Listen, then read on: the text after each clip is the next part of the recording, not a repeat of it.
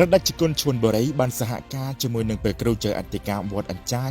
និងគាំទ្រដោយលោករដ្ឋដាស៊ីណង់ដែលជាអភិបាលស្រុកមង្គលបុរីដែលបានផ្ដួចផ្ដើមនិងបង្កើតរបាំត្រុដិប្រចាំស្រុកមង្គលបុរី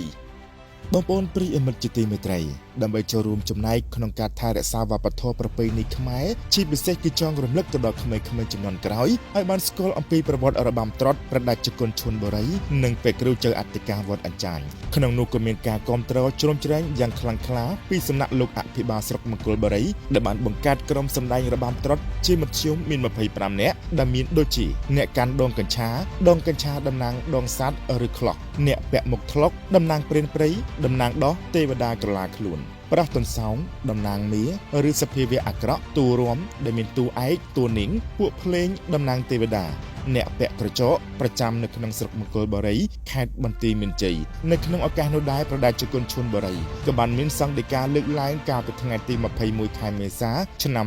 2025នេះថាការផ្ដួចផ្ដើមនិងបង្កើតក្រុមសម្ដែងរបាំត្រុដិនេះដោយព្រះដាច់គុណបានធ្វើការបួសមុខភ្លើងអររយៈពេល34ថ្ងៃនៅក្នុងពិធីបុណ្យសពរបស់ឪពុកបង្កើតរបស់ព្រះដាច់គុណនៅវត្តអញ្ចាញដោយព្រះដាច់គុណមានឆន្ទៈមួយនៅក្នុងការបង្កើតក្រុមសម្ដែងរបាំត្រុដិដែលបានធ្វើការគៀងគរថវិកាពីសប្បុរសជនទាំងក្នុងនិងក្រៅប្រទេសទើបតែបានបង្កើតនិងបានចុះបញ្ជីការជាមួយនឹងគណៈអភិបាលស្រុកមង្គលបុរីកាលពីថ្ងៃពុធ12កើតខែចែកឆ្នាំរោងឆស័កពុទ្ធសករាជ2568ត្រូវនឹងថ្ងៃទី9ខែមេសាឆ្នាំ